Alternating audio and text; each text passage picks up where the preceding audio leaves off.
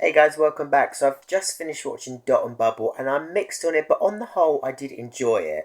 Now, just talking about the one downside I would say to it is the fact that there just seemed a bit too much of being inside the bubble itself. It felt like sort of like a Zoom. It just felt like they could have done this episode over Zoom, a lot of it, because the majority was with the bubble.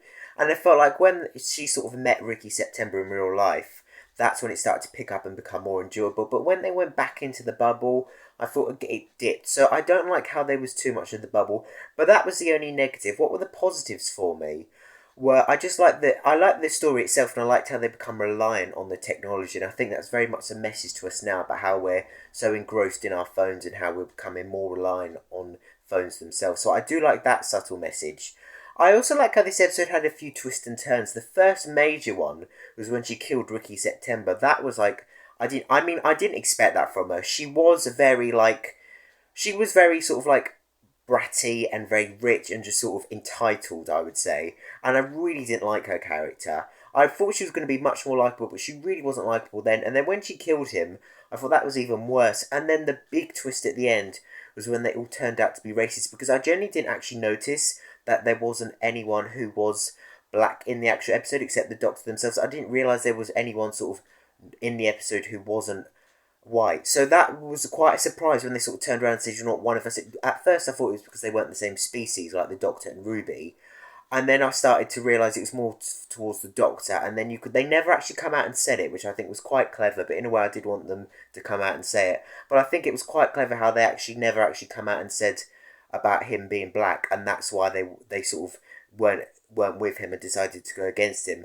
So I do like how I like that as well, because it was quite a twist as well. And then the Doctor's rage and Ruby getting really upset about it.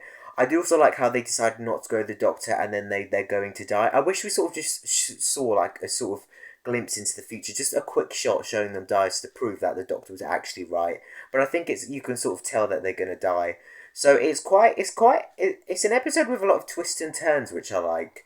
You think something's going on, and then it twists and turns. But I do like that. But the actual lead, Lindy, she was an absolute awful character. She was horrible, but I think that's deliberate. But yeah, I really didn't like her character.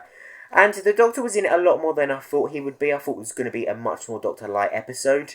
But again, I was glad Ruby and the Doctor were in it, but I just didn't like, there was just a bit too much in the bubble itself, and it just felt like they could do that over like Zoom or something like that. It feels like an episode they could have probably got away with and should have done during like the COVID era when they had all the filming restrictions.